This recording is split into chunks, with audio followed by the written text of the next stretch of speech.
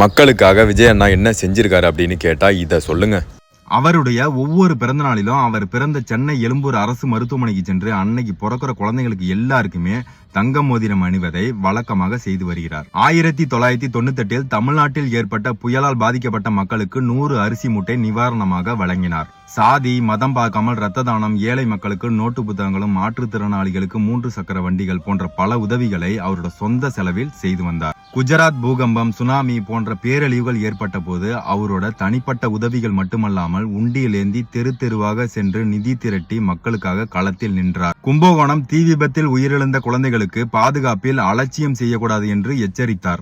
ஈழத்தமிழர்கள் படுகொலை செய்யப்பட்ட போது சேப்பாக்கத்தில் உண்ணாவிரதமிருந்து தனது எதிர்ப்பை வெளிக்காட்டினார். டெல்லியில் பிரதமர் மன்மோகன் சிங் முன்னிலையில் பொங்கல் சிறப்பு அஞ்சல் தலையின் முதல் முத்திரை ஆல்பம் விஜயை வைத்து வழங்கப்பட்டது. மீனவர் பிரச்சனையில் நாங்கள் புலிக்குட்டிகள் என்று உறக்க கூறி மீனவர்களுடன் நின்றார். நாகையில் இலங்கை அரசுக்கு எதிராக போராடி பிரதமருக்கு 25,000 தந்தி அனுப்ப வேண்டும் என கோரிக்கை வைத்தார். ஒசூரில் ஏழை மாணவர்களுக்கு இலவச பள்ளிக்கூடம் திறந்தார். பல ஏழை தம்பதிகளுக்கு இலவச திருமணம் செய்து வைத்தார்.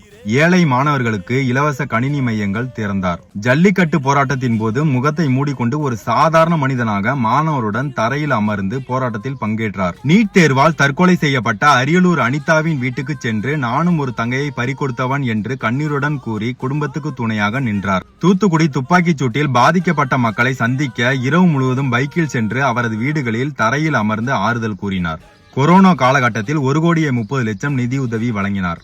கேரளாவில் வெள்ள பாதிப்பின் போது லாரியா நிவாரணப் பொருட்களை அனுப்பி உதவி செய்தார். இலவச சட்ட ஆலோசனை மையம், ரொட்டி, பால், முட்டை திட்டம், விலையில்லா விருந்தகம், விலையில்லா வீடு திட்டம் போன்ற அரசாங்கம் செய்யக்கூடியதை தனி ஒருவனாய் செய்து காட்டினார். மணிப்பூர் பிரச்சனை முதல் CAA லாக்அப் டெத் வரை எந்த சமூக பிரச்சனையும் தவறவிடாமல் குரல் கொடுத்தார்.